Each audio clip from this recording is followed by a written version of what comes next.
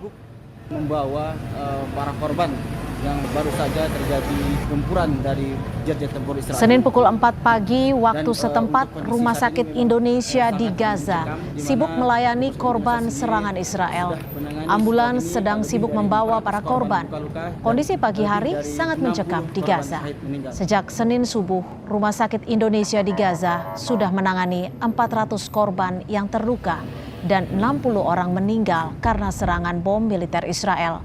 Sementara 700 orang warga Israel meninggal akibat serangan dari kelompok Hamas.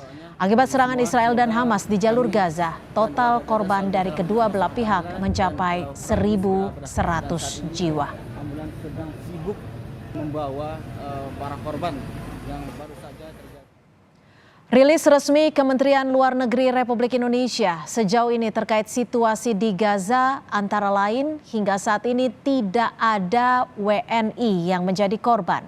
Pemerintah Indonesia melalui KBRI Aman, KBRI Kairo, dan KBRI Lebanon terus memantau situasi terakhir WNI dan berkoordinasi dengan simpul-simpul WNI di Gaza.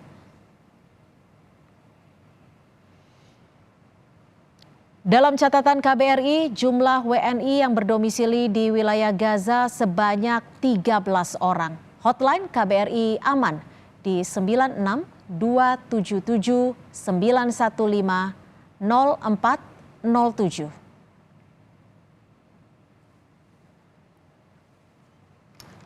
Soal saling serang Israel dan Hamas di jalur Gaza, kita terhubung dengan Ari Afriansyah, dosen hukum internasional Universitas Indonesia.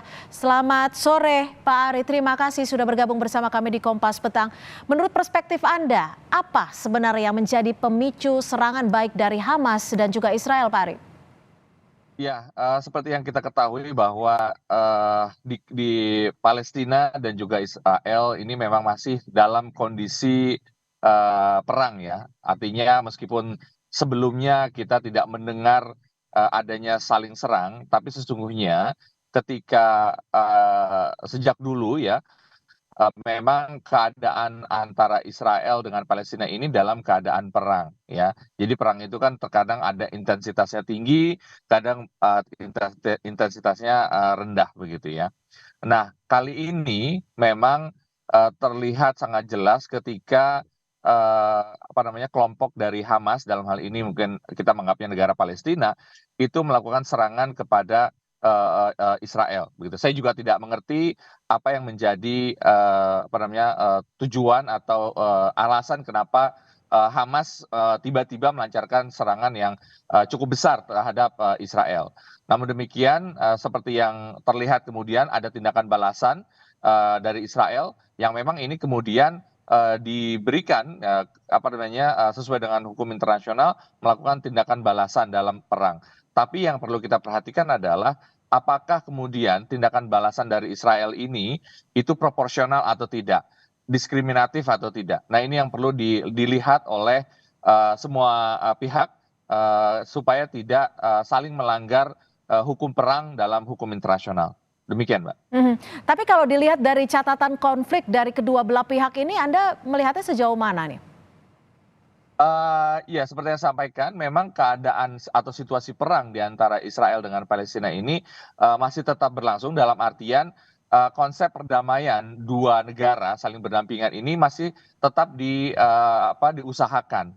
Sehingga ketika kita berniat atau kita mengharapkan adanya perdamaian di antara keduanya, ya kita akan sangat menjadi pesimis begitu ya ketika serangan ini terjadi. Saya juga pribadi kaget begitu ketika Palestina atau Hamas melancarkan serangan kepada Israel, Mbak.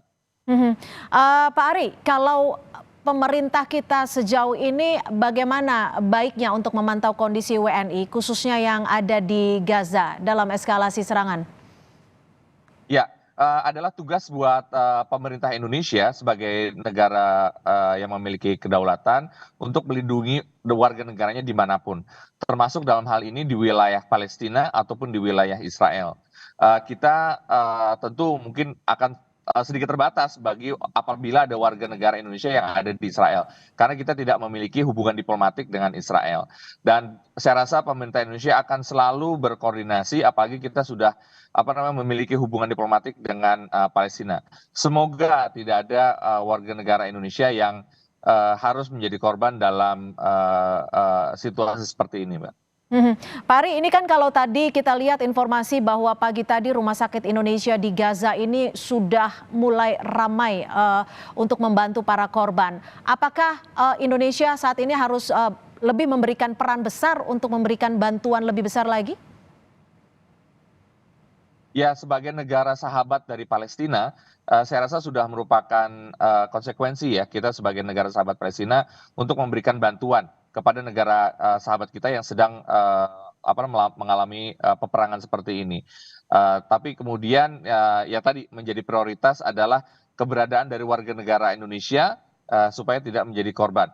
Dan Indonesia sudah merupakan kebijakan luar negerinya, sekali lagi mengakui Palestina sebagai negara, dan kalau memang kita mendukung perjuangan Palestina, pasti Indonesia akan memberikan bantuan kepada Palestina semaksimal mungkin untuk paling tidak mempertahankan negaranya sebagai negara yang berdaulat.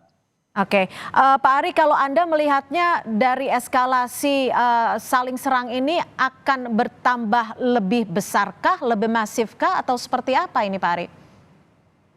Mengingat kemampuan Palestina, Mbak, dibandingkan dengan kemampuan Israel, ya saya rasa ini pendapat pribadi ya. Artinya saya rasa konflik ini, maksudnya saling serang ini akan berlangsung sebentar karena kemampuan Palestina sangat-sangat di bawah jauh Israel. Seperti yang diberitakan, korban dari Palestina sudah ribuan. Sedang kalau misalnya kalau kita hitung korban dari Israel mungkin tidak sampai ribuan. Nah ini yang kemudian sangat mengkhawatirkan dari sisi konflik ini karena kekuatan yang sangat-sangat tidak seimbang antara Israel dengan Palestina. Pak Ari, jika memang betul nantinya Uni Eropa dan juga Amerika akan berpihak kepada memberikan bantuan kepada Israel, lalu bagaimana dengan sikap Indonesia? Karena kita tahu Indonesia sikapnya adalah jelas untuk membela Palestina. Ya, saya rasa ini sudah dimengerti oleh pihak manapun yang notabene berseberangan memiliki kebijakan luar negeri terhadap Israel dan Palestina ini. Dan saya rasa hal tersebut tidak akan mempengaruhi hubungan antara Indonesia dengan Amerika Serikat. Karena kita tahu bahwa ya tadi Amerika juga memiliki kebijakan untuk mendukung Israel dalam hal ini. Dan saya rasa perlu kita juga perhatikan bahwa tidak ada yang menginginkan peperangan yang memakan korban jiwa. Saya rasa negara lain juga menginginkan penghentian dari konflik yang sedang berlangsung ini.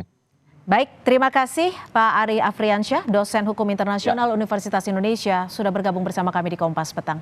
Selamat sore.